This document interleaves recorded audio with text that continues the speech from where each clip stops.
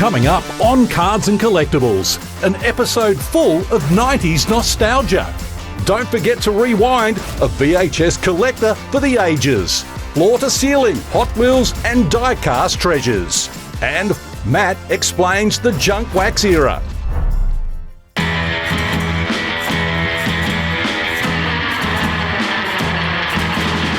I'm a tape collector. I collect VHS from the golden era of VHS. I've got like memories growing up with Beastmaster, Revenge of the Nerds. My God, what a film. Back to the Future as well. I would have watched that every weekend, recorded off the TV, to the point where I still watch them and I know exactly where the ads are meant to go. I've seen it that many times. I'll just wait, pause. Oh, we're live here. We're still going. This is great. Friday nights at the video store are epic. When you could have been there in your PJs, in your dressing gown. It was just like one of those social experiences that we took for granted. Rad. Says it all. The reason why I love Rad is like it's the, to me, as a visual guy, hot pink, power yellow cover is just incredible. It's one of the most gorgeous covers that you'll ever see. Funnily enough, I believe it's meant to be presented horizontally, so it's meant to be long ways on the shelf, which is quite odd. One of the first things you do as a kid back then is you pick it up, turn it over, you see this dude on a BMX upside down doing a backflip, and you're like, that never happened in BMX Bandits. We're going to check this out. It's a great film, amazing soundtrack, awesome cover. If I don't have a Rad in my life, then I don't know if I can really call myself a tape collector. The reason why I collect VHS is that it's the original release of a film. And if it's an important film to you, then having that totem in your life tells me and tells the people that I have in my life that this film matters. Films have that power, you know, we love them. We all have our own intricate, varied tastes, and the tapes that I love aren't for everybody, but to me they matter. It's also the polish and the product itself. It's the cover art that stays around and invites you to come and investigate further. The Video Dead is this one of our awesome Australian novelty cases. Basically, all releases were different in the world. In Australia, we were making our own, we're designing our own. The Video Dead is one of these great examples. It's just a cool, kick-ass hologram on a cover. Take that hologram away, you got a $70 tape. With the hologram, you can add a zero. It's an incredible little novelty, but they work. The Evil Dead is an incredible favourite. You could say it's almost like a gateway film for a lot of people into horror. Any horror collector worth their salt is going to have any of the series, but you got to have the number one. The number one is the Filmways release on the silver, gorgeous clam. It's an essential piece of cinematic nostalgia. At some point in your life, you have to accept the reality that you're not going to have all the films in the world. When I realized that I'm never going to get the horror movies that I want to get, I opted to go for sword and sorcery, barbarian films. That wasn't easy either, to be fair. I mean, one of my big tapes was Conan the Barbarian, and I wanted that from day one. But I believe it took me about 3 to 4 years. I'd almost given up hope. Conan has had multiple reissues, but the Big Daddy is the thorn in my first release, and it's a gorgeous clamshell, big, beautiful, top to bottom cover art. And I'd seen it for the first time. I'm like, it does exist, and it's amazing, and it's beautiful, and I must have it. I overpaid him to forget about it, and for him to send it on to me. It's just the perfect tape. It's an easy decision to make to hold these things in my life because they matter. You know, they shape me. They shaped who I am and what I've learned to grow up and love and adore. So it's a no-brainer for me. Whether you're looking for singles, boxes, or card accessories, Sports Card World has had you covered for over 30 years. come in and speak with their knowledgeable team about all things cards and collectibles.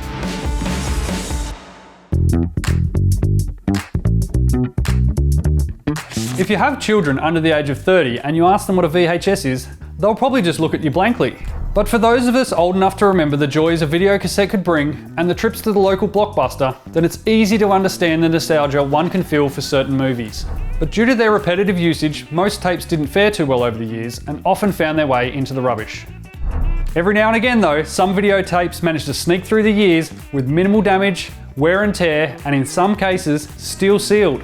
One such example is an initial copy of Star Wars A New Hope, which went up for sale in October 2022 and sold for a princely sum of $174,000. For more record sales or to see the value of your collectibles, download the 130 Point app today. A lot of people believe that if you hold something for long enough, it will eventually become valuable. This is not always the case. It depends on a number of factors, most notably rarity.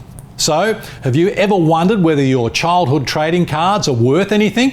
Matt from Sports Card World has the answer.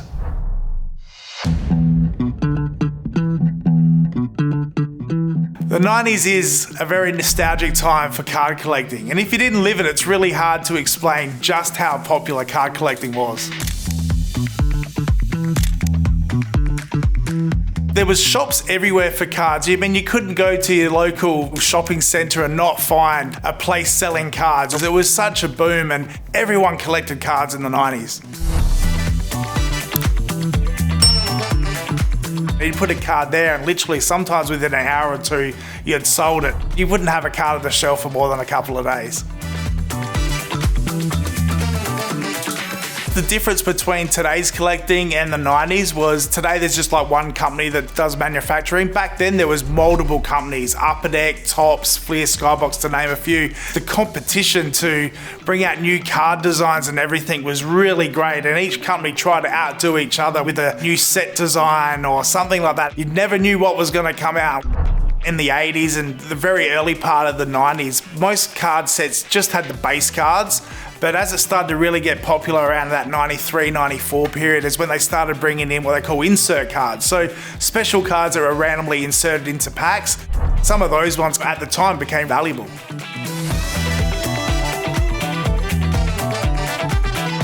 I always loved collecting Skybox. That was my set. I remember the 93, 94 Skybox. It was the Series 1. It was the first box of cards I ever actually bought and opened and completed the whole set. So Skybox was definitely my favourite.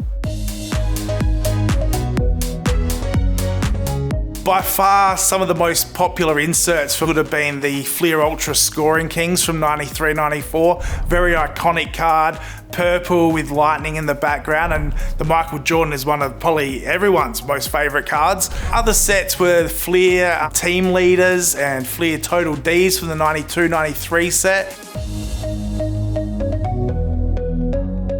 A tough part of the job is probably on a daily basis we get a customer who will come in with their old folder, and you got to break it to them that they're not going to be able to retire, that the cards that they've got in their folder, that all the nostalgia that they might have and the memories that they might bring them, cards are really worth nothing. Unfortunately, the 90s cards, that was the start of the junk wax era. The junk wax era is from the really early 90s and probably late 80s as well. They just produced so much of it, and cards that you thought were probably really rare have found over time that they aren't. There was a lot of them produced.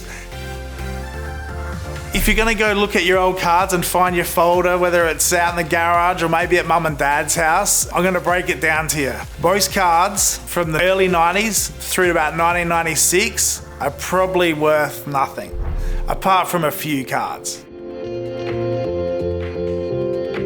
The junk wax era ended around 97. From there, sets were a lot more limited, and it made collecting your favourite cards a lot harder to find. So if you're going to go now and find your old cards folder and have a look through them and think you're going to find that $1 million card, it's not going to happen. But what you can do is have a look and have a look at the players and remember all those good times you had with your mates collecting and, buying packs of cards from your local card shop.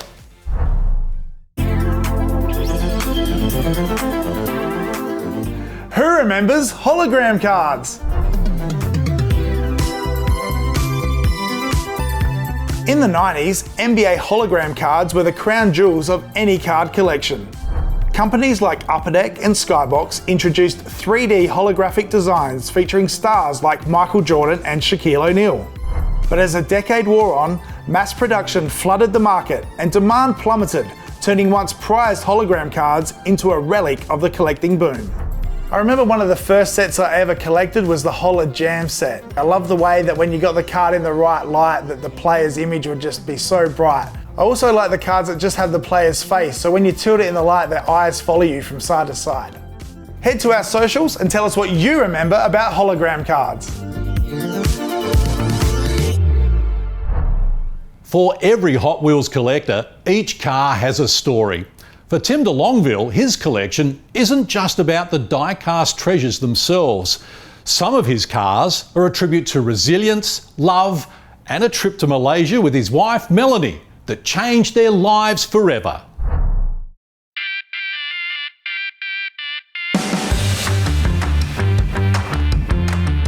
Four or 5 years ago, I'd grown up, stopped playing with toys. And then it would have been, I was at a market and I happened to see a Hot Wheels of the very car I drive. And I'm like, that's so cool. And it's only $8. This little $8 car started this obsession. This is my Hot Wheels room. So this is where the bulk of my collection is. One wall, I've got all my main lines, all my basic cars. On another wall is all my themed basic cars, and then we move around to where my premiums are, where I've got my boulevards, my team transporters, and then I've got a few bits and pieces around, like my own dump bin, a few little diorama displays. The feeling when I get a new car is joy of being a kid again. I've been known for my wife to tell me to stop jumping up and down like a small child in the middle of a shop, but sometimes you just can't help it. This is my Matt Gabe collection. Matt Gabe is the lead artwork designer at Mattel, and this was his first casting that he designed. I've got the full set of long and short card blanks autographed and with the car on them autographed, and I just thought that was a really cool piece, being his first casting he's designed. And over on this side, I've got my Japan Historics 1 collection that my wife surprised me with for Christmas one year. My wife was on eBay. She didn't tell me a thing about it, and she ended up securing the set and gave it to Christmas. On Christmas Day, I opened up and I had a set of JH1s that not only has their value, that now has this story of how they came about.